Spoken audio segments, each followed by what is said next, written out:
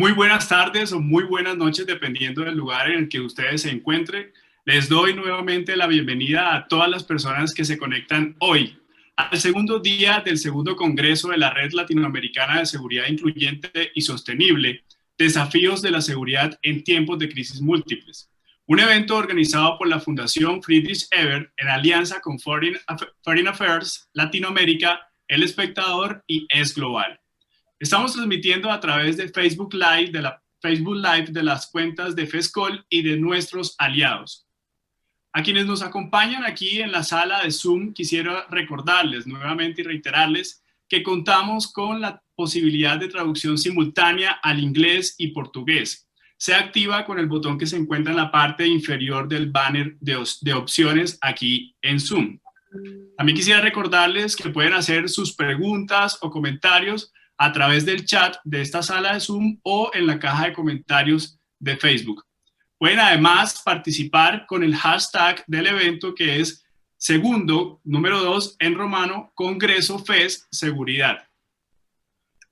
Para dar inicio a esta sesión de la tarde en el segundo día, quisiera darle la palabra a Cristina Birke Daniels, directora del proyecto de la Red Latinoamericana de Seguridad de la FES y representante de la FES en Colombia. Cristina, muy buenas tardes. Muy buenas tardes y muchísimas gracias, Isaac. Una cordial bienvenida en nombre de la Red de Seguridad Incluyente y Sostenible y de la Friedrich Ebert Stiftung. Estamos ya en el tercer panel de nuestro segundo congreso y después de que hemos escuchado en los últimos paneles, ya sé que vamos a tener una discusión sumamente interesante e importante. Mientras que en la mañana estábamos hablando sobre el fenómeno de la militarización, hoy en este tercer panel queremos discutir la militarización de la seguridad pública. Y quisiera saludar muy calientemente a los panelistas excelentes que vienen de Venezuela, de Brasil, de Chile y por supuesto, de México y por supuesto nuestra excelente moderadora, María Victoria Llorente. Un saludo también muy cordial. Y bueno, les dejo y sé que vamos a aprender muchísimo de este excelente panel. Muchas gracias. Muchas gracias, Cristina. Y así es, hasta el momento hemos escuchado aportes, reflexiones, análisis e ideas muy interesantes sobre qué es y qué hace la seguridad, sobre los desafíos de la seguridad en América Latina. Y esta mañana, como lo decía Cristina, se abordó el rol de las fuerzas militares frente a ciertos asuntos civiles y políticos en nuestra época. Así que siguiendo con nuestra programación y en consonancia con el panel de esta mañana, damos inicio a esta sesión del segundo día del Congreso de la Red Latinoamericana de Seguridad Incluyente y Sostenible, con el tercer panel que se ha denominado Militarización de la Seguridad Pública. Este panel estará moderado por María Victoria Llorente. María Victoria Llorente es directora ejecutiva de la Fundación Ideas para la Paz. Además, es politóloga de la Universidad Nacional, especialista en temas de crimen y violencia, en políticas de seguridad nacional y ciudadana y en reforma de la policía. Desde el 2006 es la directora ejecutiva de la Fundación Ideas para la Paz, la FIP, como la conocemos. Ha sido asesora de la Consejería Presidencial de Paz, la Consejería Presidencial para la Defensa y la Seguridad Nacional, y además ha sido asesora del Ministerio de Defensa Nacional. También es consultora de organizaciones multilaterales e instituciones públicas colombianas en proyectos sobre paz, seguridad ciudadana, prevención del crimen, reforma policial y política de drogas. A María Victoria y a nuestros panelistas invitados, muchas gracias y bienvenido. María Victoria, tiene usted la palabra. Gracias Isaac.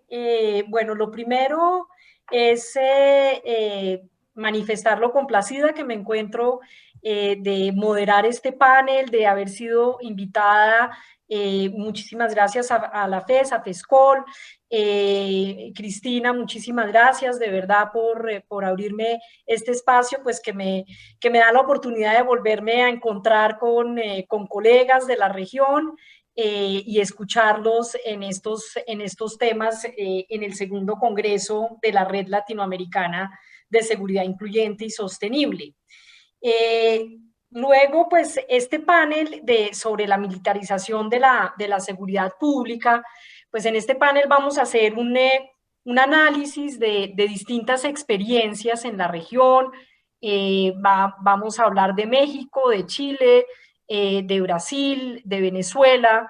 Iba a acompañarnos el diputado Bernardo Arévalo de Guatemala, pero pues dada la situación dramática que llevó pues incluso al incendio del Congreso este fin de semana allá en Guatemala, él se ha excusado, pero aún así pues tenemos un panel de lujo en donde pues por un lado nos van a acompañar Lisa Sánchez, de México. Ella es directora general de México Unido contra la Delincuencia, que es una organización de la sociedad civil que tiene más de 20 años de experiencia en materia de seguridad ciudadana, justicia y política de drogas. Licia tiene una muy larga trayectoria asesorando organizaciones de la región y países en la región, incluido Colombia, en temas de seguridad, política de drogas, equidad de género, salud pública y participación política. También nos acompaña en este panel Eduardo Vergara. Eduardo es director ejecutivo de Chile 21, que es un muy reputado centro de pensamiento chileno, centro de pensamiento de ideas progresistas. Eduardo fue jefe de la División de Seguridad Pública del Ministerio del Interior en Chile y es director de una organización que se llama Lab Seguridad. También ha tenido importante trayectoria en los temas de drogas, fundó Asuntos del Sur y el Observatorio Latinoamericano de Políticas de Drogas y Seguridad Humana. Por otra parte, nos acompaña también Carolina Ricardo desde Brasil. Carolina es directora ejecutiva del reconocido Instituto Saudopaz, que es una ONG que aporta a políticas públicas de seguridad y prevención de violencia. Tiene una importante trayectoria en el desarrollo de políticas locales de prevención del delito y de gestión para resultados en la seguridad pública. Y también Carolina pues ha participado en procesos de capacitación de personal policial y ha hecho investigaciones aplicadas sobre dinámicas de violencia y el uso de la fuerza. Ha sido consultora de seguridad pública de organismos multilaterales, Banco Mundial y el BID. Finalmente está con nosotros también Rocío San Miguel desde Venezuela. Ella actualmente es presidente de la ONG Control Ciudadano para la Seguridad, la Defensa y la Fuerza Armada Nacional. Rocío tiene una larga trayectoria en el sector público, en el sector de defensa, particularmente en Venezuela, hasta, si no estoy mal, hasta el 2004. Ha sido analista e investigadora del Consejo Nacional de Seguridad y Defensa de la Nación, consultor jurídico del Consejo Nacional de Fronteras y profesora de las escuelas superiores de la Armada, de la Aviación y de la Guardia Nacional en Venezuela. Entonces, pues, con este panel y esta nutrida experiencia que tenemos acá, vamos a abordar el tema que nos convoca hoy, que es el de la militarización de la seguridad pública en la región, que ha sido, digamos, un proceso de los últimos 20 años, una tendencia en la región, pero también una tendencia que se ha visto desde también en Estados Unidos, por lo menos desde la crisis de las Torres Gemelas. Hemos visto como este proceso en donde cada vez más se le dan espacio, se incrementa el espacio y el rol a las fuerzas militares, particularmente en los asuntos de seguridad, y se borran las fronteras entre la acción policial y la acción militar. En general, digamos, en la región esto ha tenido que ver particularmente con los desafíos que ha habido a la seguridad en la región. Esta es una de las regiones más violentas del planeta, con unos desafíos muy grandes en materia de crimen organizado y de narcotráfico, y frente a ello unas falencias muy importantes de los estados para mejorar la calidad del servicio policial, también para mejorar la calidad de la justicia,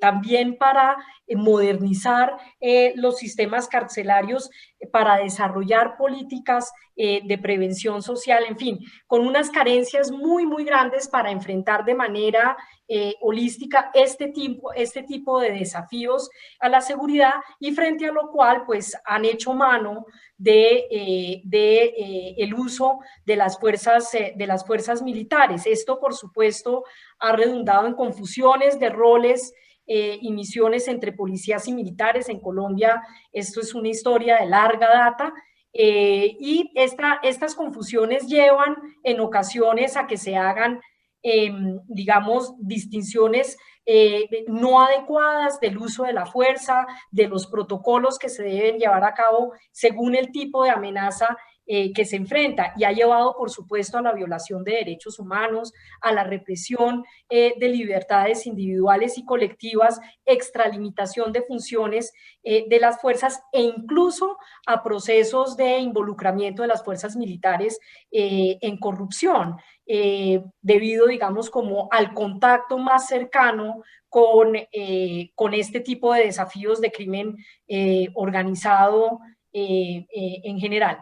En este panel, pues vamos a analizar la expansión de los roles de las fuerzas militares en la seguridad interna, los impactos que esto tiene en términos de derechos humanos y de legitimidad de las instituciones de seguridad en la región. Lo que vamos a hacer, la invitación es la siguiente. Primero voy a darle la palabra a cada uno de los panelistas para que en unos minutos hagan una introducción en donde básicamente nos pongamos como en la misma página de cuáles son los principales elementos del proceso de militarización de la seguridad en su país, nos den una breve introducción sobre esto, y luego vamos a retomar con unas preguntas acerca de los impactos y de las posibilidades de cambio de este estado de cosas. Entonces, sin más, quisiera empezar dándole la palabra a nuestro colega Eduardo Vergara de Chile. Eduardo, por favor, tienes 5 minutos para que nos hagas una introducción de la experiencia chilena. Bueno, muchas gracias por la invitación, y creo que lo pertinente es, bueno, una de las razones por las que estamos ahora a distancia y en video es obviamente por esta pandemia que ha sacudido al mundo, y creo que eso es primero que todo un elemento central en entender más bien cuáles son los procesos de aceleramiento que han ocurrido en la militarización de la seguridad pública, que en algunos países de América Latina era bastante tenue y bastante baja, y en otros más alto. Pero el caso chileno es particular porque tenemos nosotros 2 policías, estamos hablando de los cuerpos, de cierta manera, que por acción o omisión ejecutan la seguridad pública en un país donde en los últimos 30 años la seguridad pública se ha delegado a las policías, se ha entregado como un fierro caliente para que sean las policías las que ejecutan la seguridad pública y no los reales responsables, que son el poder ejecutivo, en este caso los gobiernos. Y lo particular es que esta delegación ocurre centralmente a Carabineros de Chile, que es una policía, que es nuestra policía uniformada, pero que además en su primer artículo de la ley que lo rige, dicho sea de paso, es regido por una ley orgánica constitucional, que es como la Constitución, ¿no es cierto?, muy difícil de cambiar, y de hecho que en Chile acabamos de aprobar un proceso para cambiarla, ¿no es cierto?, y en su primer artículo se define como una policía militar. Entonces, desde su génesis, desde su definición misma, la articulación de la seguridad pública es bajo este concepto. ¿Y qué es lo que ha ocurrido? Que particularmente en los últimos años, este enfoque más militarizado se ha centrado principalmente en acciones particulares y estado de excepción. Pero es desde el 18 de octubre que se inicia este movimiento que es parido con el estallido social en Chile, en que las Fuerzas Armadas vuelven a tomar un rol bastante importante. Es más, los primeros indicios de este nuevo rol se ven un año antes, cuando el presidente Sebastián Piñera promulga un decreto que permite que las Fuerzas Armadas puedan participar directamente en la coordinación de la labor de las policías frente a el narcotráfico, ¿no es cierto? Y esta guerra contra las drogas muy importada en Chile, al ser un país que su realidad no se compara para nada con los otros países de América Latina, pero ha importado, ¿no es cierto?, lo peor de esa guerra. Entonces, con la firma de este decreto empieza una colaboración formal y real de las Fuerzas Armadas. Se inicia el estallido social y se instaura un estado de excepción constitucional donde las Fuerzas Armadas salen a la calle, estoy hablando de octubre del año pasado, y donde empiezan a adquirir diferentes roles, y roles que particularmente se basan en complementar la labor policial.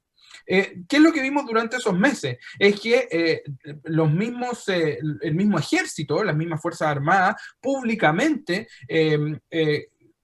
fueron y no tuvieron empacho alguno en contradecir al presidente de la República, cuando el presidente de la República hablaba que existía un enemigo, ¿no es cierto?, y que teníamos que combatir ese enemigo, declarando una guerra. Fueron las mismas Fuerzas Armadas las que dieron un mejor ejemplo que las policías mismas en salir públicamente a decir que aquí el ejército chileno no estaba en guerra con nadie.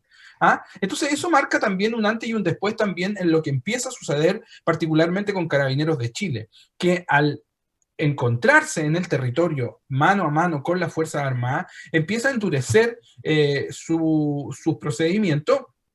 Y ocurre lo que ustedes también al tanto, que empezamos una época de meses donde ocurren graves violaciones a los derechos humanos, donde ocurre grave y profunda brutalidad policial y, en consecuencia, la evaluación y legitimidad de las policías y particularmente Carabineros de Chile empieza a decaer. Pero cuando llega la pandemia, y creo que este es un fenómeno que tenemos que analizar en toda América Latina, las Fuerzas Armadas que ya tienen, ¿no es cierto?, este estado de excepción constitucional que les permite operar y que les permite, además, en los estados de excepción constitucional bajo una emergencia, las Fuerzas Armadas toman el control de las regiones, ¿no es cierto?, les permite operar de otra manera. Entonces, lo que empezamos a ver durante este periodo hasta el día de hoy es una participación de las Fuerzas Armadas que ha permitido que estén en un segundo nivel en algunas acciones, pero en primera línea en otras acciones, pero que ha empujado a que la práctica policial, ejecutora principal de la seguridad pública y la seguridad ciudadana en Chile, se empieza a acercar en sus prácticas a el rol que ha cumplido las Fuerzas Armadas. Y eso se ve principalmente porque además existe no solamente un clamor político, porque en algunos sectores, ¿no es cierto?, entren con mayor fuerza las Fuerzas Armadas, como es en la Araucanía, una región del sur de Chile, sino que también en territorios que están tomados por, entre comillas, o al menos en el discurso público, se esgrime que están tomados por el narcotráfico. Entonces, raya para la suma, en los 10 segundos que me quedan, creo que tanto el fenómeno del estallido social, pero particularmente la pandemia, ha dado un segundo aire a la militarización de la seguridad pública, y hoy en día, y lo triste, y con esto cierro, es que gran parte de los países de América Latina, nuestros gobernantes, presidentas y presidentas, no saben volver a gobernar sin los estados de excepción constitucional, sin tener y poder contar con las Fuerzas Armadas en la calle. Entonces, el gran desafío es qué va a pasar cuando se terminen esos estados de excepción y cuando las militares ya no estén en la calle, cómo va a ser ese retorno. Y en algunos casos vemos que va a ser bastante imposible que ese retorno exista y podemos estar frente al riesgo que la presencia militar en algunos países se mantenga. Bueno, muchas gracias, Eduardo. Le doy la palabra ahora a Carolina Ricardo. Bueno, buenas tardes. Un gusto estar acá con ustedes.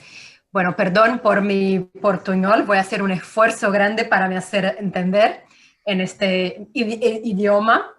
Y bueno, cuando pensaba qué aspectos traer sobre la militarización en Brasil, yo hice una elección de algunos puntos que me parecen muy importantes.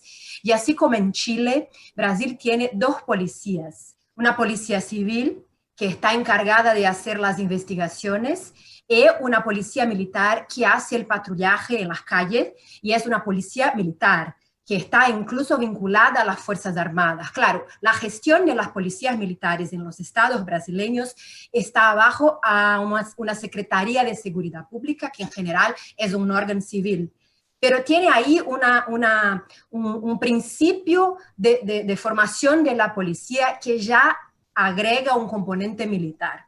Ese es un punto importante para entender la militarización de la seguridad pública en Brasil. Las policías militares han cambiado mucho su camino formativo, su manera de formarse, están mucho más adaptadas a la seguridad urbana, pero aún así los aspectos militares están muy presentes. ¿Y a qué lleva ese hecho de que las policías militares sean las principales policías para promover la seguridad pública en Brasil? Un primer punto es el uso excesivo de la fuerza.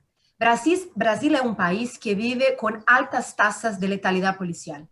La policía mata mucho en confrontos y también muere mucho. El país tolera ese tipo de confronto y de uso de la fuerza, y eso tiene impactos muy negativos para la promoción de la seguridad pública en Brasil. El otro aspecto que está muy vinculado al carácter militar de las policías y al uso de la fuerza es también la política de guerra a las drogas. Ese es el paradigma de prohibición que genera una lógica de actuación en la seguridad pública, que es una lógica muy poco basada en planificación, en datos, en inteligencia, y se basa mucho en el confronto. Y también se basa mucho en la prisión en flagrante, cuando no hay investigación previa, y hace con que pequeños delincuentes sean llevados a la cárcel, crímenes sin violencia o con bajo grado de violencia movimenten nuestro aparato de seguridad pública y justicia criminal, genera una alta tasa de encarcelamiento, una situación carcelaria que está muy controlada por el crimen organizado, y esa lógica de prender mucho en flagrante abastece el crimen organizado que está dentro de los cárceles. O sea, esa militarización, esa lógica de guerra a las drogas genera también una relación muy complicada con el sistema carcelario en Brasil. El otro punto que es muy importante es que la lógica de guerra a las drogas también es muy basada en el confronto. Claro que en general viene a nuestra cabeza cuando uno piensa en Brasil la situación de Río de Janeiro. No es así en todo el país, pero lo que pasa en Río de Janeiro es muy emblemático de esa lógica de confronto. O sea, los operativos policiales con una lógica militar de invasión y de confronto en las comunidades genera otra vez el uso de la fuerza y una cantidad de muertes de civiles muy altas en Brasil. Entonces, la consecuencia de la militarización es muy, muy concreta, generando muertes de muchos inocentes en Brasil. Otro punto que es importante de mencionar es que también, un poco como ha mencionado Eduardo, hace unos años Brasil ha empezado a utilizar un operativo que se llama Garantía de la Ley y del Orden, GLO. ¿Qué son ese tipo de operativo? Son las Fuerzas Armadas deslocadas para actuar en situaciones de violencia urbana. Por ejemplo, cuando hubo un paro de policías militares en un estado brasileño, Espíritu Santo, hubo un caos social en aquel momento y las operaciones de garantía de ley y del orden fueron alocadas para trabajar y producir seguridad en aquel momento. Cuando hubo el Mundial en Brasil, también hubo ese direccionamiento de parte de Fuerzas Armadas para hacer la seguridad pública en las calles. Esto es una relación muy compleja porque una vez que la propia existencia de la policía militar genera una frontera muy borrada entre fuerzas militares y seguridad urbana, cuando se pone militares en operaciones de garantía de ley y del orden, esa frontera se queda todavía mucho más borrada y mucho menos clara, ¿no? Entonces, eso es algo que el gobierno ha lanzado mano. Y ya termino. Y por fin, un último aspecto que no es tanto de militarización, pero Brasil está viviendo una situación que es la securitización de la política. Hemos visto en los últimos años una alta participación de policías como candidatos a alcaldes, a legisladores, y es claro que ahí está una lógica de militarización de la política con agendas de seguridad pública en una lógica del control y de la represión, no tanto de prevención, que está también entrando en la política. O sea, es un aspecto importante de lo que está pasando en Brasil. Entonces, para empezar, eran esos los puntos que yo quería destacar. Muchas gracias, Carolina, y muy queridos que están siguiendo el tiempo para que todos podamos hablar. Bueno, le doy la palabra ahorita a Rocío. Por favor, Rocío, sigue. Muchísimas gracias. Bueno, en primer lugar, agradecida por la invitación a este extraordinario evento. Es un honor para mí. Y un saludo para tantos colegas conocidos que sirve esto de vehículo para estar nuevamente en contacto con todos. Determinar los principales elementos del proceso de militarización de la seguridad en Venezuela pasa, a mi modo de ver, por recordar un hecho fundamental que ha ocurrido especialmente en los últimos 20 años y que queda distinguido con el concepto del modelo pretoriano del ejercicio del poder, en el que lo militar en sí mismo es cogobierno. Para que tengamos una idea, actualmente los militares en Venezuela tienen una participación del 27% en el gabinete ejecutivo del gobierno, habiendo llegado en años como el 2017, hace apenas 3 años, a una participación casi del 50% de ministros en el gabinete. Esa concepción de cogobierno, de modelo pretoriano del ejercicio del poder, creo que es un signo distintivo que se proyecta hacia muchas facetas de las políticas públicas y, por supuesto, al ejercicio de las políticas de seguridad ciudadana. Una lástima, por cierto, pues el modelo constitucional de una novísima constitución diseñada en 1999, aprobada además con un respaldo mayoritario del pueblo venezolano, concebía precisamente la promesa de la desmilitarización de la seguridad ciudadana, pues en el pasado eso fue un estigma permanentemente señalado de mecanismo de violación de derechos humanos y se había ofrecido esa esperanza como un modelo de reivindicación social, pero también de una ejecución más transparente y eficaz quizá de el diseño del funcionamiento de las políticas, de las policías en general en Venezuela. Ese diseño, como ustedes saben, del ejercicio pretoriano del poder, significa que en Venezuela el 30% de los gobernadores de los estados provienen del mundo militar, quienes reproducen dentro de las gobernaciones el modelo de la gestión policial de corte militar. Los militares dirigen los servicios de inteligencia. Es decir, hay toda una estructura que permite o ha permitido ir cooptando aquellos espacios de la gestión de la seguridad ciudadana. Hoy en día incluso la Policía Nacional Bolivariana es dirigida por un militar, la rectoría se ejerce por la almirante que dirige el Ministerio de Relaciones Interiores, pero además crece exponencialmente esta Policía Nacional Bolivariana con jurisdicción en todo el país, en 8 ámbitos verdaderamente enormes de competencia cada vez más militarizada, de orden público, de patrullaje, de drogas, antidrogas, de investigación penal y de un muy temible grupo de acciones especiales conocido como el FAIS.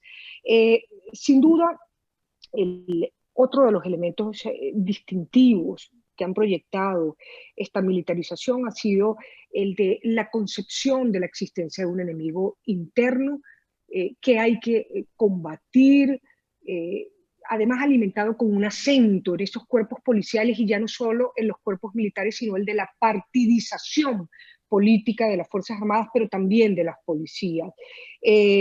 Un modelo muy peligroso, defensivo territorial, que ha sido diseñado, por cierto, este año con una nueva reforma a la Ley Orgánica de la Fuerza Armada Nacional, donde además aparece ya impreso en blanco y negro el de la llamada Unión Cívico-Militar Policial, que es la construcción en definitiva de una idea de sociedad obediente, disciplinada, subordinada, bajo los principios del modelo pretoriano en definitiva. Sin duda, cuando analizamos estos elementos perversos en los que ha derivado la gestión de la seguridad ciudadana en Venezuela, el acento militar es una impronta imborrable que lamentablemente ha dejado huellas dramáticas en materia de derechos humanos, que será la segunda fase de nuestra intervención.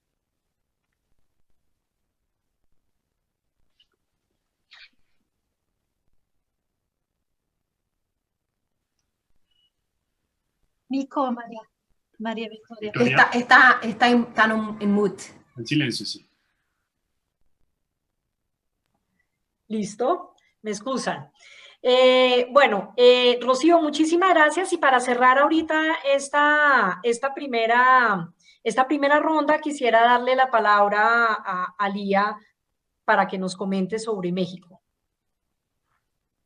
Muchísimas gracias, sobre todo a la Fundación Friedrich Ebert por la invitación. Muchas gracias a los colegas por la participación que me precedió. Y bueno, pues básicamente yo estoy un poco en el medio entre la envidia que siento por los colegas de otros países que me precedieron y un poco el miedo que siento también de este modelo de pretorianismo, de cogobierno, que básicamente creo que se está empezando a gestar un poco también en el caso mexicano. Muy rápidamente, yo lo que quisiera es abordar lo que ha estado pasando en México, si bien sí en las últimas 2 décadas, entenderlo como un proceso que en realidad tiene sus primeros orígenes pues hace más de 6 décadas, en la década de los 40, y que básicamente tiene 4 características, ¿no? La militarización de la seguridad pública tiene que ver con cada vez mayor participación e injerencia del ejército en tareas de seguridad pública, como dijo ya Eduardo, tareas propias de los ejecutivos, tanto federal como locales y de las propias policías.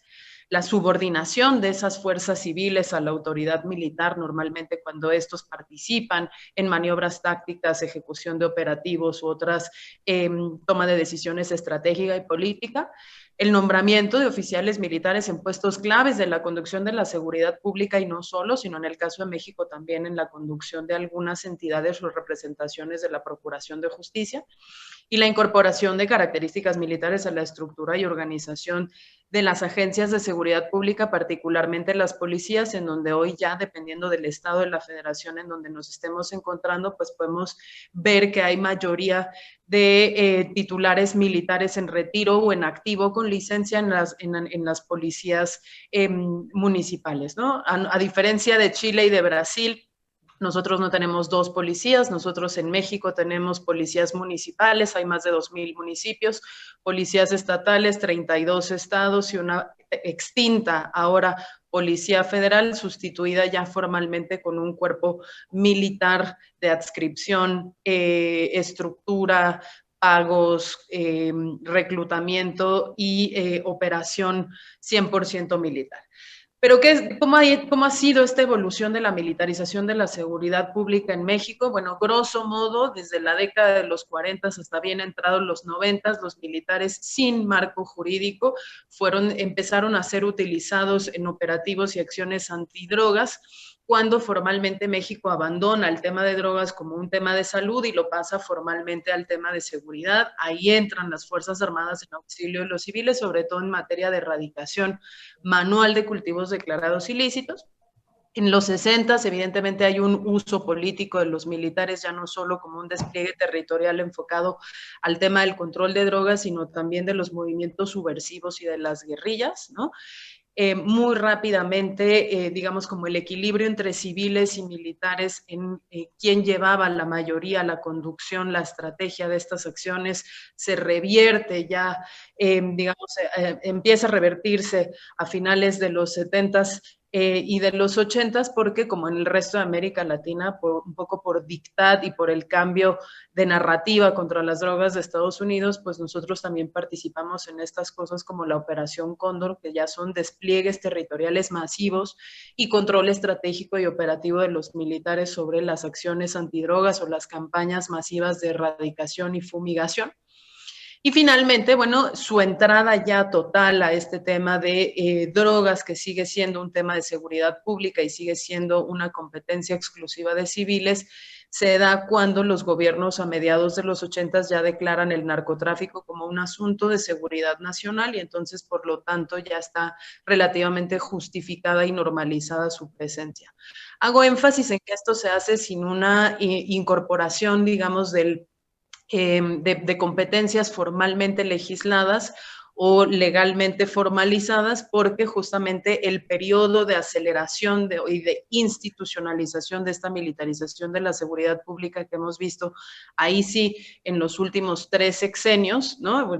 Bueno, podemos llevarlo incluso hacia finales de la década de los 90, tiene que ver con la deformación de los marcos legales, incluido el marco constitucional, para ir acomodando cada vez más facultades, responsabilidades, derechos, atribuciones y asignaciones presupuestales a los militares en materias que antes eran civiles y que constitucionalmente estaban reservadas para los civiles, con prohibiciones expresas de que en tiempos de paz las Fuerzas Armadas en México no podían participar en tareas ajenas a la disciplina militar. A partir de la década de los 90, lo que vemos es un crecimiento muy grande en los efectivos y en las acciones antidrogas, en los nombramientos militares, en puestos claves a nivel estatal y federal de oficinas de procuración de justicia, la conducción ya operativa y estratégica de estas campañas y acciones antidrogas por parte de las Fuerzas Armadas, e incluso la creación de policías nacionales inicialmente pobladas por elementos 100% castrenses que poco a poco, digamos, o fueron perdiendo la adscripción a su institución armada de origen o formalmente también contribuyeron a la militarización cultural y organizacional de estas policías, ¿no? Ya en los años 2000 es evidente que con la llegada de Felipe Calderón al gobierno, pues ya formalmente los militares toman control de las acciones antidrogas, se lanzan ya operativos que no son temporales sino permanentes y se va modificando el marco legal de manera que no solo les estamos dando la posibilidad de crecer en despliegue y número de operativos, sino que les estamos dando también la posibilidad de tener atribuciones ya legalizadas muchísimo más importantes. Muy rápidamente, ¿qué es lo que hemos visto en ese avance legal en México? Bueno, que les hemos quitado toda la obligación de tener controles ex ante y ex post judiciales y legislativos, que hemos ampliado la jurisdicción militar, el famoso fuero militar, hemos incumplido sistemáticamente con los criterios interamericanos de restricción del uso de militares en tareas de seguridad pública y les hemos dado cada vez más funciones al punto en que hoy en día, en pleno 2020, pues ya tenemos un marco constitucional que no solo permite que haya cuerpos de seguridad pública militarizados, sino que también le da permiso al presidente para hacer uso de las Fuerzas Armadas permanentes, de la Fuerza Armada Permanente, Ejército y Marina en tareas de policías de manera extraordinaria por 5 años más, en una cosa que, pues retomando las palabras de Eduardo, tiene el riesgo de volverse una intervención permanente que ya está amparada incluso por la ley. En la siguiente intervención justamente vamos a ver qué significa eso en términos de derechos humanos, pero también en términos de arquitectura institucional y coherencia legal, y cuáles han sido también los resultados que este proceso de militarización de la seguridad pública ha tenido en incidencia delictiva y en violencia, que en el caso mexicano es muy evidente que a mayor uso de policías también hay mayor violencia letal y una explosión muy grande de homicidios. Aquí la dejaría y nos esperamos a la siguiente ronda para el tema de impactos. Muchísimas gracias, Lisa. Bueno, yo creo que digamos, vemos como un panorama un poco diverso, pero como con una constante, y es como un proceso continuo, acumulativo y casi que inexorable hacia la apertura de espacios y de cambios de marcos legales para la injerencia militar en los temas de seguridad pública, por lo menos en las distintas experiencias que hemos escuchado. Yo quisiera ahorita que empezáramos ya como a detallar más precisamente cuáles son esos riesgos e impactos en materia de derechos humanos, cómo eso ha perjudicado o no la legitimidad institucional. Y sobre este tema de la legitimidad, digamos, hay también como este problema, ¿no? En donde también estamos en medio de sociedades que favorecen el populismo punitivo, que es una realidad en nuestra región también.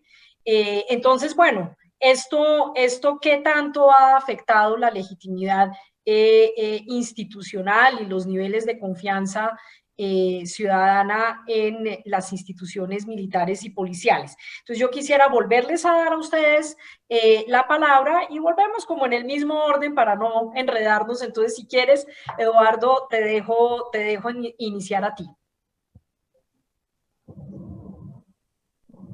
Ahí sí, me autosilencié, que es una práctica que es bien buena expandirla.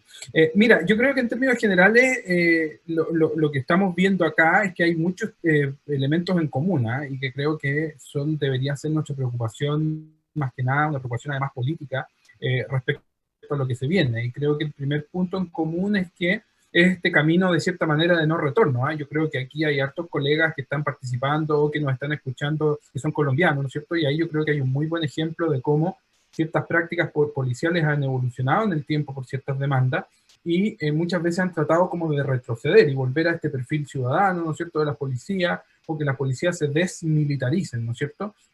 Y la verdad es que toda la evidencia nos muestra que es un proceso tremendamente difícil. Entonces, yo les diría que lo primero en este análisis es que creo que tenemos este temor o esta preocupación respecto a cómo va a ser ese retroceso. Y que creo que en algunos países va a ser un retroceso bastante difícil. Lo segundo tiene que ver con este concepto de que en situaciones excepcionales se requieren no solamente medidas excepcionales, sino que también en muchos casos se le pide a la ciudadanía que se olvide de sus derechos. Y esto también genera un aprovechamiento político muy grande que hemos visto en diferentes países en los que frente a situaciones excepcionales se les pide esta acción por parte de nuestra delegación, por parte de la ciudadanía, y la pregunta es cómo vamos a volver a retornar a eso. O sea, personas que están acostumbradas, ¿no es cierto?, a controles masivos, a que en cada esquina hay controles sanitarios, pero que además hacen controles de identidad, donde a cualquier persona le pueden exigir cierta información que en una situación normal no te exige. ¿Cómo va a actuar la policía? ¿Cómo van a actuar los gobiernos en un contexto donde esa excepcionalidad se va a terminar? Y lo tercero, y lo segundo también, por supuesto, es la fuerte vinculación con un cuestionamiento respecto a los derechos humanos, ¿cierto? O sea, no solamente cuerpos policiales que no son capaces de hacer su trabajo de prevención y de control sin salirse del mal con respecto a los derechos humanos, y también ejércitos, ¿no es cierto?, y militares que están claramente ejerciendo labores que no les competen, sino que también cómo las pueden hacer respetando los derechos humanos. Pero el tercer elemento nuevamente nos lleva a una reflexión mucho más política, y es cómo nosotros somos capaces de generar propuestas que sean no solamente atractivas en lo electoral, sino que principalmente ejecutables en la práctica, que nos permita enfrentar esta nueva coyuntura y preguntarnos cuál debe ser y cuál debería ser el rol de la seguridad ciudadana, de la seguridad pública, cuál debería ser ese enfoque. En muchos países nos dimos cuenta que el enfoque mismo, al priorizar la protección de la propiedad privada, ¿no es cierto?, al priorizar la protección del orden público para proteger el orden político, desnudó las incapacidades de los estados y de la política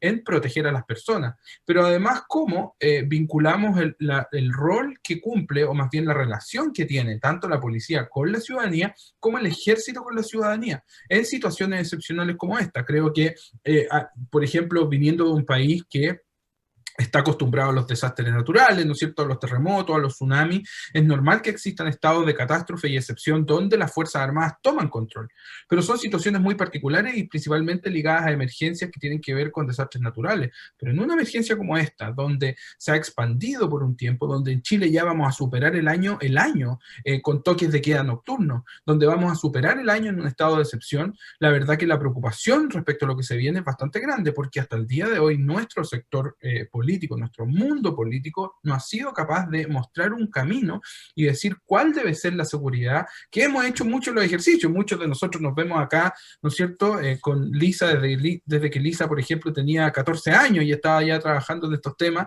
que nos vemos por ahí, y la verdad que se ha hecho mucha reflexión, se ha hecho mucho trabajo, pero en un mundo diferente, en una América Latina diferente, en países diferentes. Entonces la pregunta es cómo ahora todos estos ejercicios, todos estos debates nos permiten, con la evidencia que podemos recabar, no solamente de lo que ha sucedido durante la pandemia, sino que también en las situaciones excepcionales de orden público, particularmente que vimos el año pasado en Chile, en Colombia muy fuerte, en Perú ahora también con la destitución presidencial.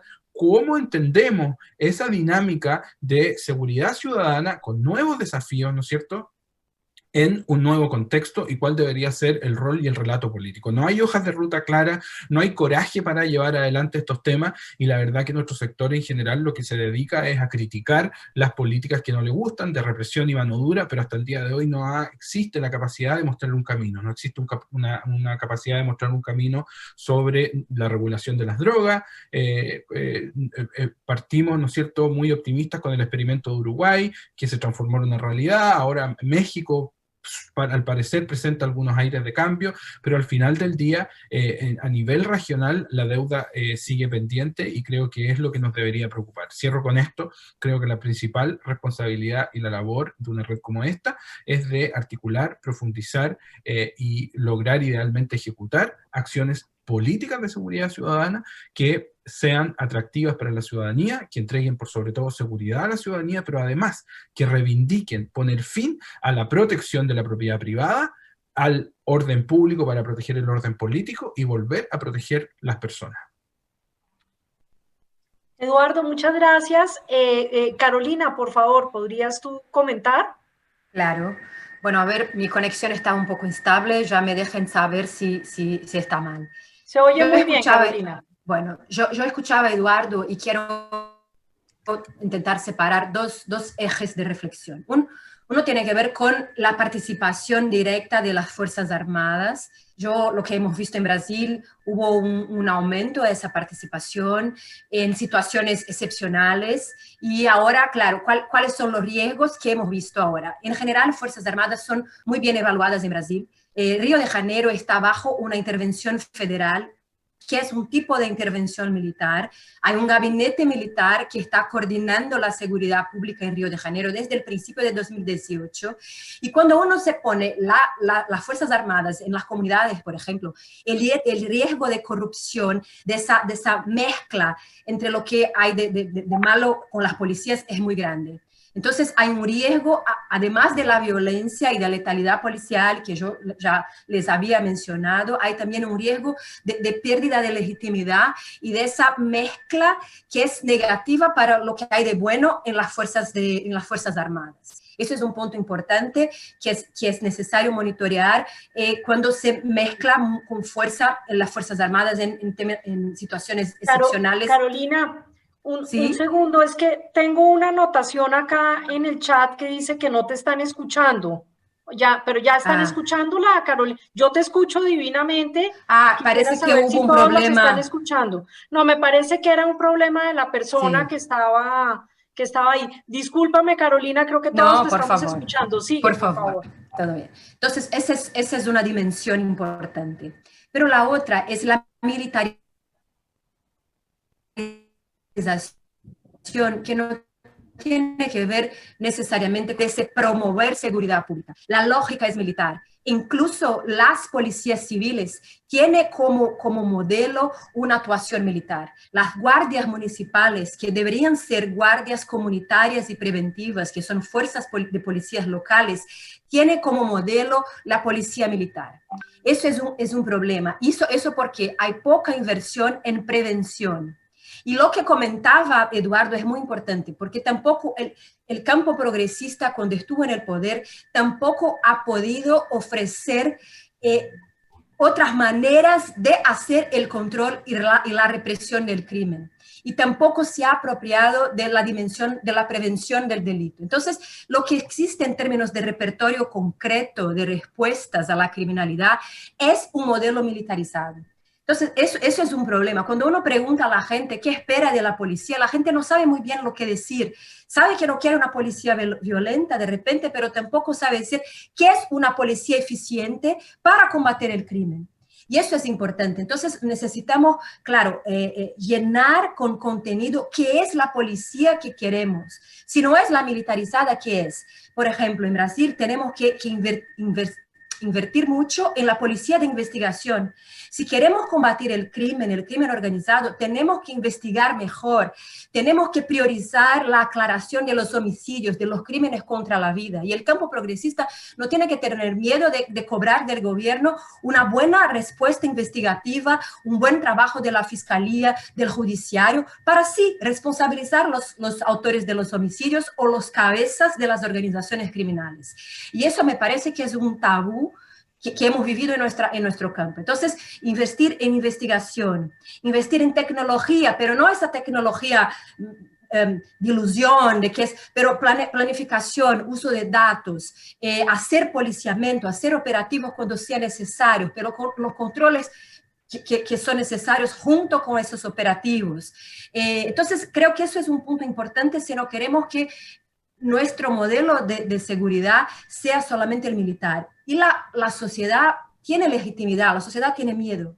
Y si no ofrecemos algo para sustituir esa lógica militarizada, lo que la sociedad va a pedir siempre va a ser lo que se conoce que es esa lógica militarizada. Y por fin, lo que hemos visto en Brasil es que la sociedad en general se importa muy poco con las violaciones de derechos humanos. En Brasil tenemos un problema muy serio que es la dimensión racial. El racismo estructural es muy fuerte y las personas que son víctimas de las violaciones son las personas consideradas desechables. Entonces, también es muy importante hacer un trabajo un poco más profundo, incluso con las fuerzas de seguridad, para discutir el tema del racial profile, que es muy importante en nuestra forma militarizada de hacer seguridad pública. Creo que ese es un tema que ha ganado mucha fuerza en el mundo. En el Brasil, el central para sostener esa lógica militarizada que hemos vivido y que también sostiene la violación de los derechos humanos, que tampoco moviliza la opinión pública. Entonces, todo el tema del racismo siempre ha sido muy importante, pero ahora tenemos la oportunidad de discutir con más fuerza cómo adoptar políticas antirracistas, incluso dentro de los cuerpos policiales. Un poco algunas reflexiones para seguir el debate. No, muchísimas gracias, Carolina. Quisiera darle la palabra. Muito obrigada, Carolina. Gostaria de dar a palavra agora a Rocío. A Rocío. Sí. La pregunta, creo que puede ser resumida de una manera que quizá todos vamos a comprender. Que talvez todos nós en Venezuela estamos lamentablemente frente al retorno de la doctrina de seguridad nacional. ¿Te puedo pedir un momentico? No sé si soy yo solamente, pero estoy escuchando al traductor en portugués.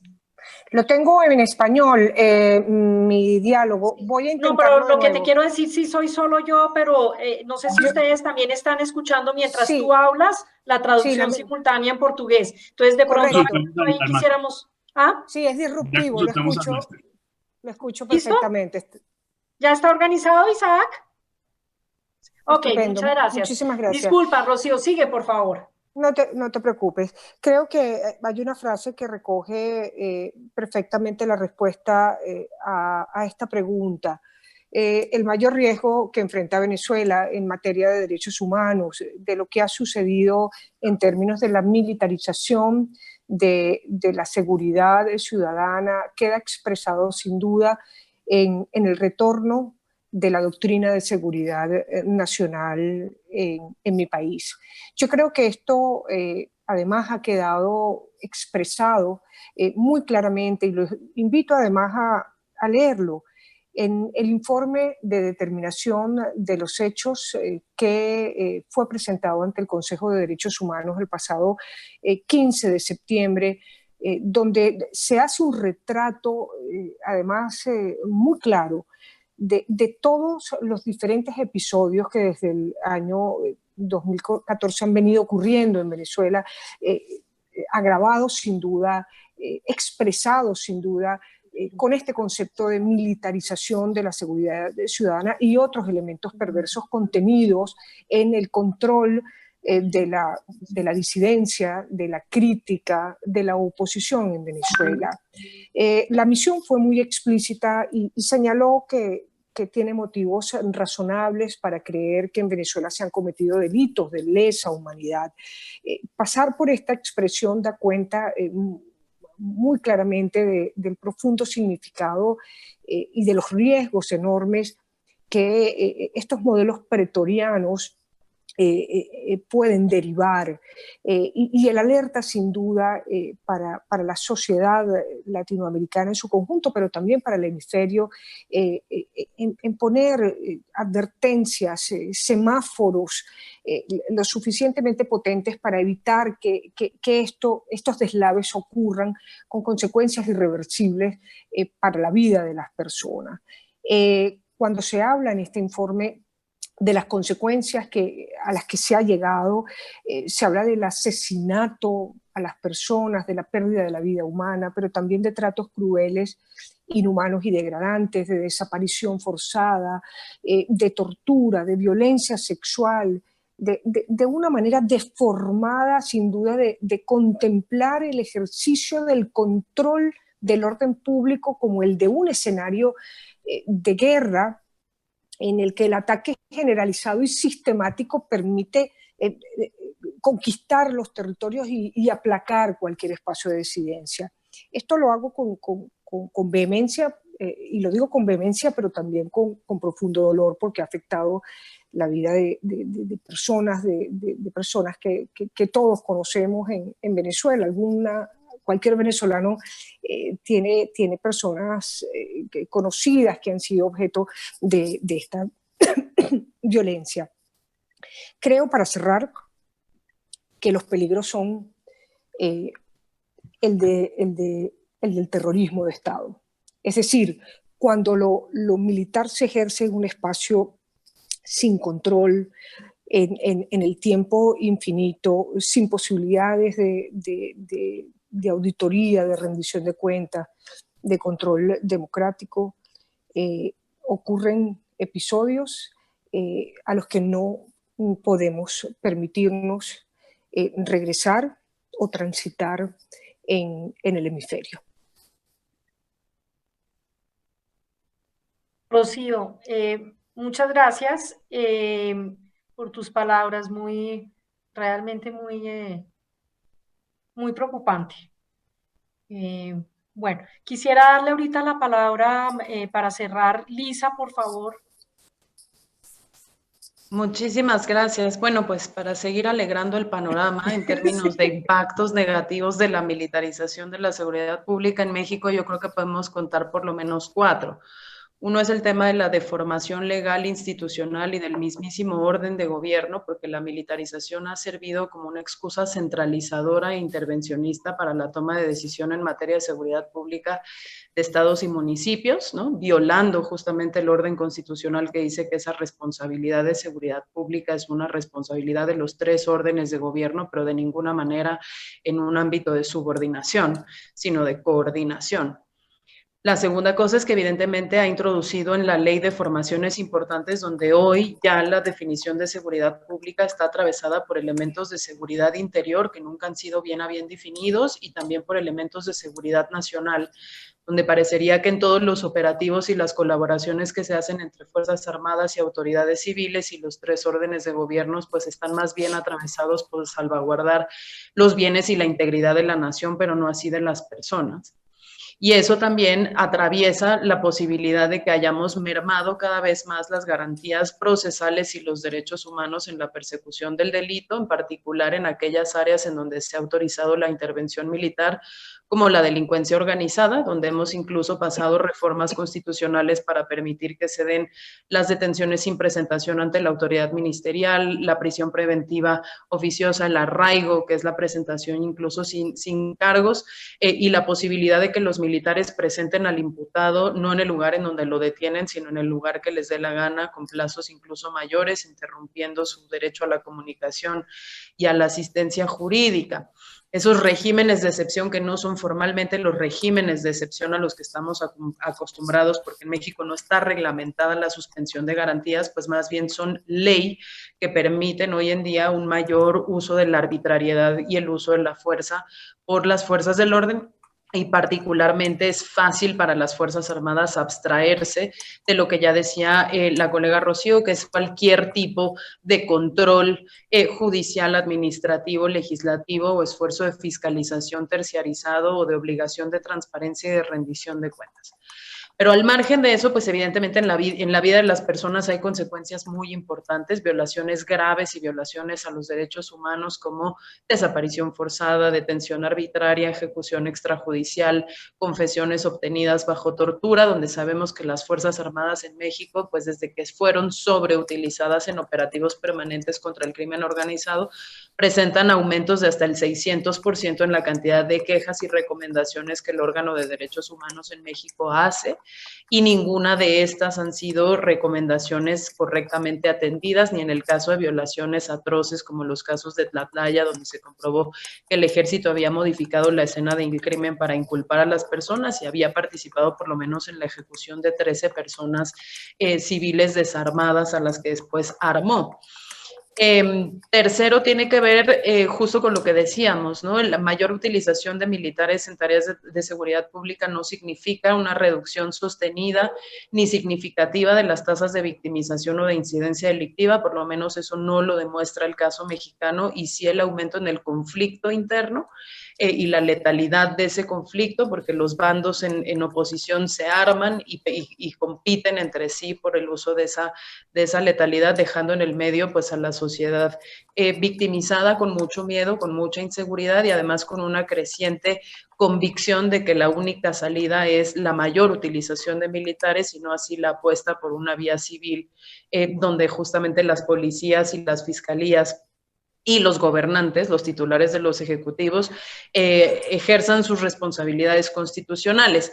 Y eso me lleva a la última parte, que tiene que ver también con cuáles son los impactos sobre la posibilidad de una seguridad ciudadana, cuando sabemos que por lo menos en México, no sé cómo sea en otros países, el uso de militares en seguridad pública implica también la desviación de recursos públicos, porque los militares siguen cobrando como militares y además cobran como policías, generando desequilibrios presupuestales importantísimos, donde quien ya no es correctamente financiado es la autoridad policial, la autoridad ministerial, la suficiencia de jueces por cada 100,000 habitantes, etcétera, etcétera, porque ese dinero está reservado y dedicado precisamente al tema de policías. ¿Cuáles son algunos de estos riesgos más allá de que sigue el delito, sigue la victimización, aumentan las violaciones a los derechos humanos?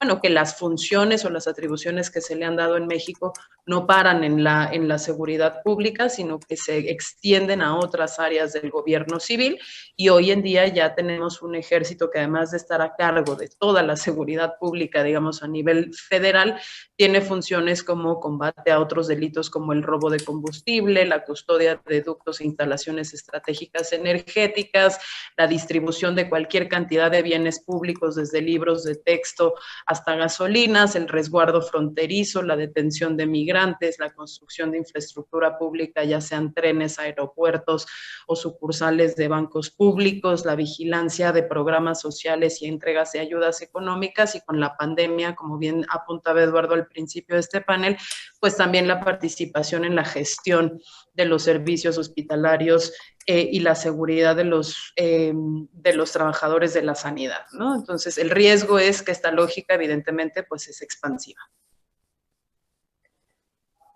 Bueno, muchísimas gracias a los 4 panelistas. Realmente, pues creo que nos dejan un sinsabor de que aquí estamos ante una situación inexorable.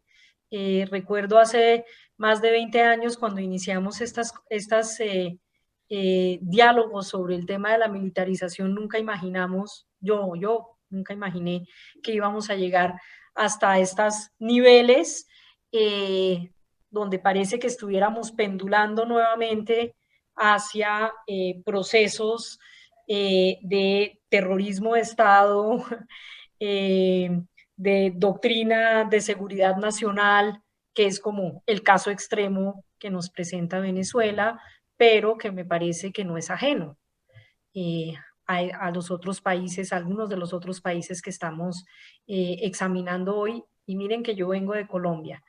Entonces, yo quisiera ahora, hay un par de preguntas o comentarios aquí en el chat antes de seguir, a ver si logramos de pronto cerrar con algunas iniciativas o cómo ven ustedes la posibilidad de reversa. Creo que hasta ahora lo que vemos es un panorama bastante oscuro y sin muchas posibilidades de reversa. Creo que en realidad hay un comentario bien largo, más que una pregunta, es como un comentario, pero hay, digamos, en esta misma línea de la irreversibilidad de lo que está sucediendo.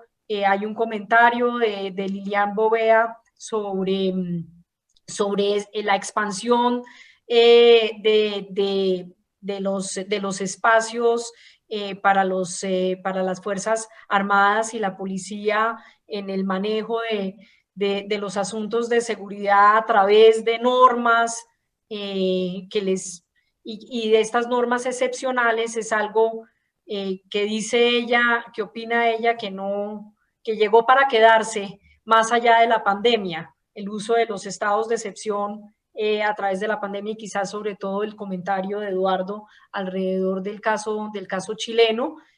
Ahí, digamos, la observación es que esto va a ser algo más allá de la pandemia y pues se pide algún comentario sobre eso.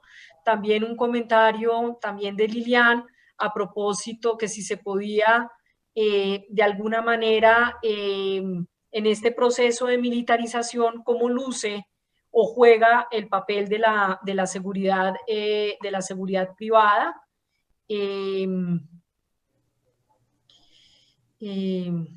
Sí, y luego seguridad mundial. Y luego hay aquí como una pregunta, es que yo les voy a pedir que hagan preguntas un poco más cortas, es que es como un comentario pregunta, entonces es difícil transmitirla aquí a los colegas. Raúl Calle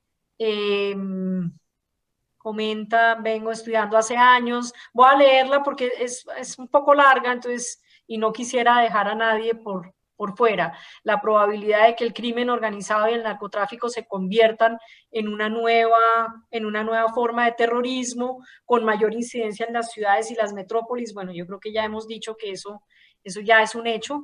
La seguridad multidimensional es un enfoque moderno y multidisciplinario que se ha venido promoviendo tanto desde las Naciones Unidas como desde la OEA y otros foros. Y la pregunta es, ¿qué riesgos habría de que las Fuerzas Armadas complementen una lucha multidimensional contra esta nueva forma de terrorismo? Los controles constitucionales son suficiente limitación. Es como la pregunta que hace.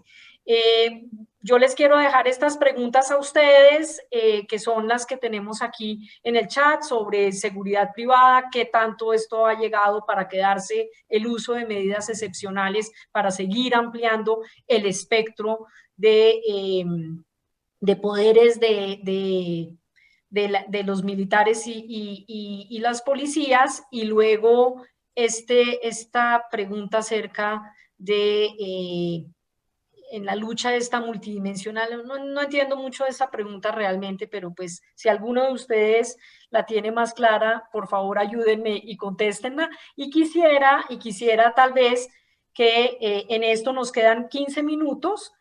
Quisiera también si podemos dar como alguna luz de cómo podemos, qué podemos hacer, porque pareciera, según lo que dice Eduardo, y quizás siento en los comentarios de todos, como una suerte de impotencia muy grande desde las organizaciones de la sociedad civil, por la falta de liderazgo civil, incluso de los gobiernos progresistas, un liderazgo renovador, un liderazgo que verdaderamente pueda cambiar el estado de cosas, pero a la vez una situación que tiene sustento en visiones, el caso de Brasil, por ejemplo, en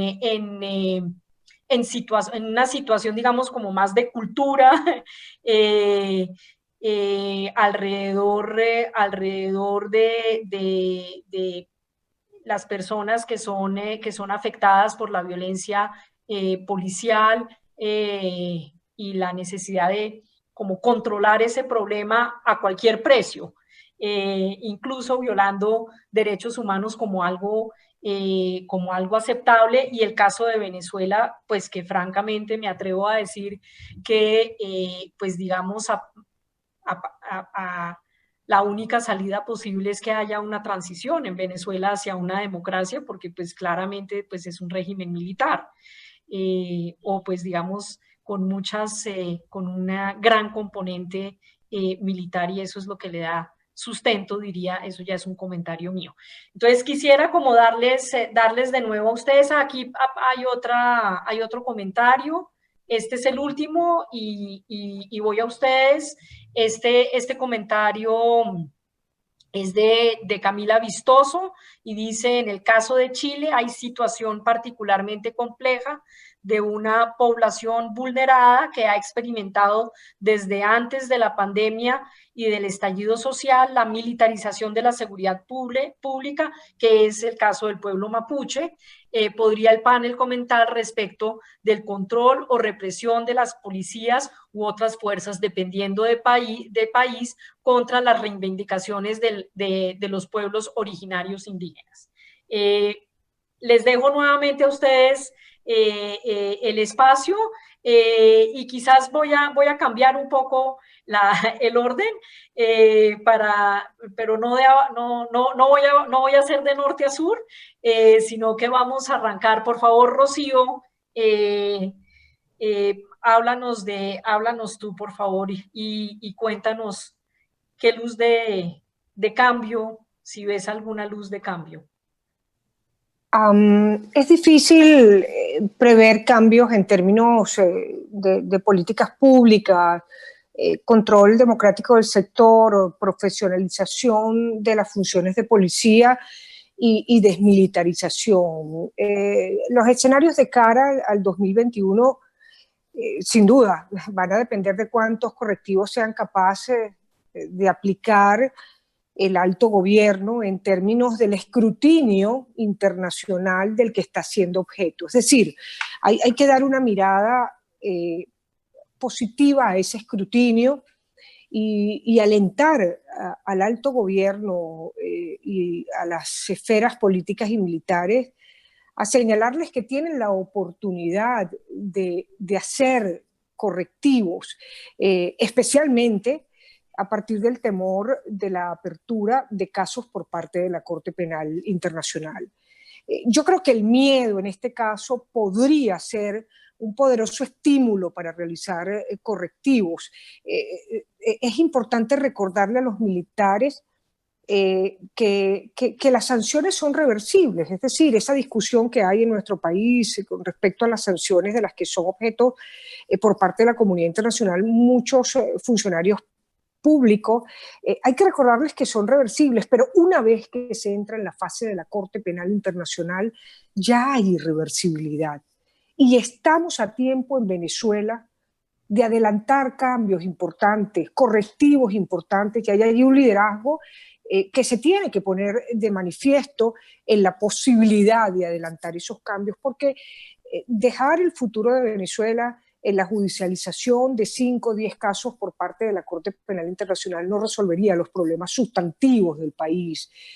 Los problemas sustantivos del país tienen que resolverse por los venezolanos, con un mayor compromiso de la sociedad civil, de la academia, en profundizar en el conocimiento y discusión de los temas de seguridad ciudadana, en profesionalizar a los parlamentarios para que puedan ejercer un eficaz control democrático de temas tan técnicos y tan especializados como lo son los temas de seguridad, de defensa, de Fuerza Armada Nacional. Siempre quiero ver el vaso lleno de agua y apelar incluso al relevo generacional, que en el caso venezolano tiene una impronta muy interesante.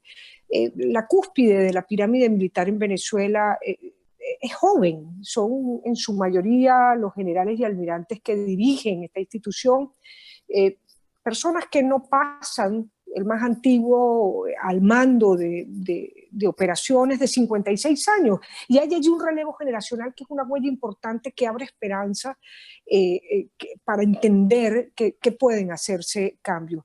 Y por último, creo que la extensión por 2 años más del mandato de la Misión Internacional de Determinación de los Hechos puede aportar un cauce importante de acompañamientos, de miradas que advierten dónde están los errores y dónde hay que rectificar, pero también la presencia de la Oficina de la Alta Comisionada para los Derechos Humanos en Venezuela está haciendo un diálogo permanente, silente, en muchos casos confidencial con el Estado venezolano, pero que permite, esperamos, auditar aspectos claves que pongan el acento en lo estructural para que efectivamente se produzcan cambios. Y por último, siempre llamar a desanclar estos temas de la partidización política. Es decir, estos son temas tan técnicos, tan importantes para la sociedad, que tienen que profesionalizarse desde los liderazgos políticos, desde los liderazgos sociales, pero también desde los liderazgos económicos y, por supuesto, militares del país. Con esto termino. Gracias, Rocío. Yo solamente quisiera hacerte una pequeña pregunta sobre eso. Medio segundo, por favor. ¿Qué tanto queda de la tradición de la cual tú hiciste parte, ¿sí? Digamos, de esta tradición que existió en Venezuela de tener, digamos, unos civiles entrenados, con conocimiento, en temas de seguridad y alrededor de... ¿Qué tanto queda de eso? O digamos, ya de eso ya no hay prácticamente nada. Siempre apelo a lo positivo de la condición humana.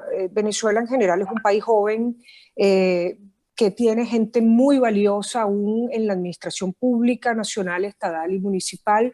Se han cometido muchísimos errores, pero con buenos planes, buenos líderes, con control democrático y con una profesionalización del seguimiento de los temas claves para mejorar un país, creo que se pueden adelantar rutas de éxito para Venezuela. Bueno, muchas gracias. Muchas gracias, Rocío. Por favor, Lisa, a ver si nos puedes dar aquí luces sobre México. Y quisiera en particular también preguntarte ¿qué ves tú, digamos, desde el punto de vista de la capacidad desde la sociedad civil de impulsar más mecanismos de control que puedan, digamos, contrarrestar de cierta manera como ese panorama que tú nos describes de ampliación de poderes, incluso ya con respaldo legal, que impide el efectivo control ciudadano sobre estas fuerzas? ¿Tú ves alguna posibilidad desde ese ángulo? Mira, la verdad es que la pregunta es muy buena porque se ha hecho, digamos, hay algunos avances bien importantes que desde la sociedad civil mexicana se han logrado conquistar. Uno de ellos fue justamente desde digamos, 2016 a 2018, el propio colectivo de Seguridad Sin Guerra, que aglomeraba más de 180 organizaciones y académicos individuales, logró, por ejemplo, tirar una cosa que se llamó la Ley de Seguridad Interior, que era justamente legalizar la presencia de operativos permanentes de Fuerzas Armadas en tareas tan disímiles como el control del crimen organizado hasta la prevención del delito común. Eso se llevó a la Suprema Corte de Justicia y la Suprema Corte de Justicia abrogó la ley completa, ¿no? La derogó. En el tema de Guardia Nacional, por ejemplo, justamente que se presentó esta reforma constitucional de Guardia Nacional por un partido progresista, supuestamente, en el que teníamos todas las esperanzas de la desmilitarización, y no solo no se desmilitarizó, sino que se ampliaron todavía más las facultades del Ejército y la Marina. La reforma venía como un cuerpo adscrito a la Sedena, operado por la Sedena, pagado por la Sedena, al mando estratégico operativo táctico de la Sedena, y fue sociedad civil que en una alianza con un bloque de senadores opositores logramos hacer que la Constitución quedara como una corporación civil. Ahora, el presidente en los hechos viola la Constitución todos los días, pero nos da de todos modos materia para seguir llevando parte de estas acciones o estos actos de autoridad ante los tribunales, cosa que, por ejemplo, desde México Unido contra la Delincuencia acabamos de lograr, justamente esta necesidad de que el transitorio que habilita al presidente a usar a la Fuerza Armada permanente 5 años más, nosotros la llevamos ante los tribunales diciendo: este acuerdo por el cual se aplica esto no tiene ninguno de los criterios de la Corte Interamericana y de la Constitución mexicana, y lo declaró un juez inconstitucional, y estamos esperando que esto llegue a la Corte para saber si va a haber la manera de incluir estos criterios de subordinación, de carácter extraordinario, de fiscalización, de regulación efectiva del uso de Fuerzas Armadas en tareas ajenas a la disciplina militar, y esto ha sido por un esfuerzo incansable de la sociedad civil. Pero sí tengo que reconocer, y retomando un poco los comentarios de Eduardo, que la sociedad civil, digamos, todavía tiene un trabajo muy importante que hacer para poder imaginar un mundo desmilitarizado en el que se le diga a la sociedad que sí apoyar. Ya le dijimos muchas veces que no apoyar, pero no le hemos dicho que sí, cuál es la ruta civil. Y justamente ligado con una de las intervenciones o las preguntas que nos hacían por acá en el Facebook, es la gente desconfía fundamentalmente de sus policías, porque las policías también son agentes victimizadores, también son corporaciones corruptas, también son, digamos, también abusan de la fuerza y pueden llegar a cometer arbitrariedades. Entonces, eso hay que ponerlo también sobre la mesa para que al tiempo que hablamos de desmilitarización, hablemos de profesionalización y suficiencia de fuerzas civiles. Sobre el tema rapidísimo, nada más del tema de la seguridad multidimensional, porque creo que sí ha habido un impacto muy fuerte en todos nuestros países con la adopción de este enfoque. Decir que si bien uno puede aceptar que hay retos a la seguridad que la criminalidad organizada transnacional supone, nuestros países hoy en día adoptaron esos enfoques, que en realidad son enfoques de seguridad nacional, no de seguridad ciudadana ni de seguridad pública, como el enfoque mayoritario, deformando en los hechos justamente el hecho de que no están proveyendo ni seguridad ciudadana ni seguridad pública, porque están todos distraídos en acatar el enfoque de esa seguridad multidimensional que trata de estas amenazas al Estado, a la nación, no a los ciudadanos, como un tema justo de seguridad nacional que termina deformando más la seguridad pública. Y el problema de eso es que se trata como un trade-off, o sea, o es seguridad multidimensional desde el punto de vista de seguridad nacional o es lo otro, cuando en realidad son las dos cosas. Y una de los argumentos que nosotros poníamos en la discusión mexicana es que puede haber países sin ejército, pero no puede haber países sin policías. Entonces tú tienes que tener la seguridad ciudadana anclada en la participación ciudadana, en la inteligencia social, en la proximidad, en la operación del sistema de justicia y demás. Y además puedes tener una capa en donde puedas tener fuerzas intermedias que estén orientadas específicamente a la investigación de estas amenazas de seguridad multidimensional. Pero no no puedes hacerte cargo solo de eso abandonando lo demás. Muchísimas gracias, Lisa.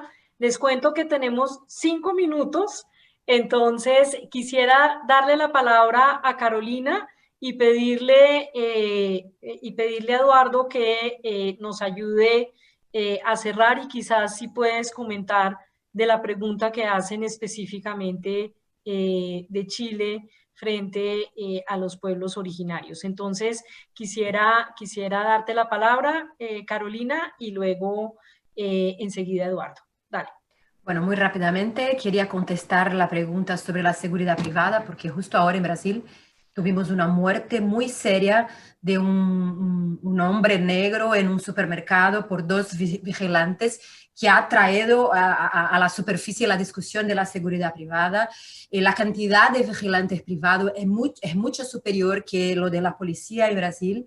Entonces tenemos que discutir, porque en Brasil hay una vinculación ilegal e irregular de participación de policías en empresas de seguridad privada, e incluso con la lógica de militarización.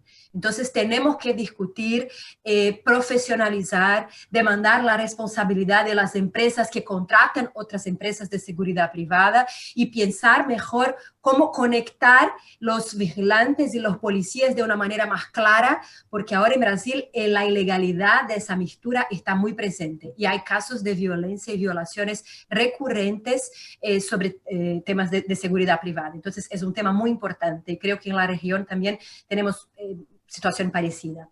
Y para finalizar un poco con caminos, en Brasil la sociedad civil está muy fuerte en relación al control de las policías. Por ejemplo, en Brasil ahora hubo una acción judicial en el Supremo Tribunal Federal que ha prohibido los operativos durante la pandemia, los operativos en favelas de Río de Janeiro.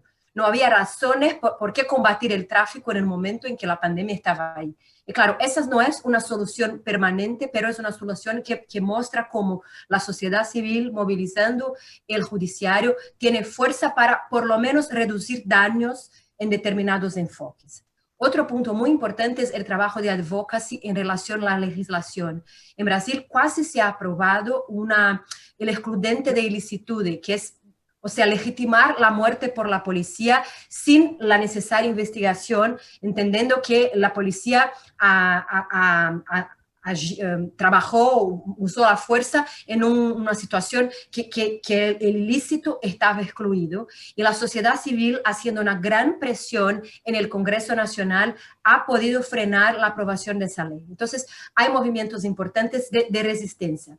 Y por otro lado, es muy importante que aunque busquemos la desmilitarización, tenemos que trabajar con la policía como ella es ahora y promover cambios incrementales y demandar profesionalización de nuestras fuerzas policiales. Las organizaciones no gubernamentales tienen que trabajar procedimientos, exigir prestación de cuentas, estar al tanto y hablar el mismo idioma que los policías, y así promover los cambios incrementales mientras la desmilitarización no venga. Hay que lidiar con la policía como ella es hoy, y así creo que es posible también conquistar algunos cambios, aunque en la lógica de reducción de daños. Era eso, gracias. Muchas gracias, Carolina. Eduardo, por favor, 1 minuto, y yo trato como de cerrar, pero cuéntanos algo, dinos algo que veas, por ejemplo, en el marco del proceso constitucional de Chile. A ver, yo creo que el proceso constitucional lo que abre es una ventana no solamente para que se hagan cambios constitucionales respecto a la seguridad, sino que se debatan muchos temas. No nos olvidemos que Carabineros de Chile, nuestra policía, tiene una ley orgánica constitucional. Hay quienes como yo que creemos que hay que terminar con esa ley. No deberían haber trabas tan grandes para poder modificar a la regulación de una policía teniendo que hacer modificaciones constitucionales. Entonces yo creo que hay una oportunidad clara, pero nuevamente el gran problema es que nuestro sector no tiene claro muchas veces cómo es esa visión de una comunidad segura. Entonces, al momento de debatir, particularmente en la Constitución, hay que partir por definir la seguridad en este nuevo mundo, en este nuevo contexto, y creo que eso es muy importante. 2 temas muy rápidos. El tema de los pueblos originarios, pueblos indígenas, y lo que ha pasado en Chile, creo que claramente, particularmente la macrozona sur, que es donde está también la Araucanía, va a pasos rápidos hacia la militarización dura. Los sectores más duros de la derecha han pedido que los militares se mantengan abiertamente después del fin de la pandemia y del proceso, perdón, del tiempo de excepción constitucional. Y lo último, y con esto cierro, gran tema, hay que avanzar mucho en el desafío de la seguridad privada. Eso lo estamos dejando que el mercado lo regule. Es un negocio donde la inseguridad es el negocio. Vender inseguridad vende seguridad privada, pero también hay un lado positivo, que es que si mejoramos las regulaciones de seguridad privada, tenemos que entrar a otro elemento que es muy central, que es que muchas labores hoy no tienen por qué estar siendo hechas por nuestras policías, menos los militares, y una seguridad privada profesional es un complemento a la seguridad privada, a la seguridad pública, y una seguridad privada con una regulación, una seguridad privada que entienda su labor, puede ser muy beneficiosa para los desafíos de seguridad que tenemos en América Latina. Muchísimas gracias, Eduardo. Yo simplemente quiero agradecerles a ustedes. Yo creo que tuvimos un panel muy rico. Creo que me voy con unas ideas básicas alrededor de gran semáforo rojo. Esto ha sido un proceso incremental y claramente puede continuar. Hay una esperanza en la sociedad civil, en el litigio estratégico. Hace falta sin duda liderazgos políticos que le den claridad a la ciudadanía sobre que se pueden tener otras formas distintas de seguridad que verdaderamente los protejan. Y creo que en el caso venezolano la esperanza está puesta en su gente, por un lado, pero también en que la comunidad internacional continúe presionando para que se dé una transición democrática en Venezuela y que Venezuela pueda recobrar su espacio hacia la democracia. Creo que con esto cerramos, nos pasamos 3 minutos y agradezco mucho a todos los que participaron e hicieron comentarios y preguntaron en este panel. Muchísimas gracias a todos. Y sobre todo, muchísimas gracias a nuestra moderadora. Muchísimas gracias por estar tan activa, tan dinámica y también tener siempre este aspecto técnico en mente, que no es nada fácil. Creo que han sido reflexiones fantásticas y muy, muy importantes. Y ahí seguimos con el trabajo. Muchas gracias. Hasta luego. Adiós, muchísimas gracias. Gracias. Un gusto. Chao. Gracias. Muchas gracias por esas palabras de cierre, Cristina. Muy bien, como hemos visto, se ha dado una expansión de los roles de los cuerpos de seguridad en diferentes ámbitos, incluso hasta el sanitario, en varios países de la región, evidenciándose su impacto en la violación de derechos humanos y en la legitimidad de las instituciones de seguridad en varios países.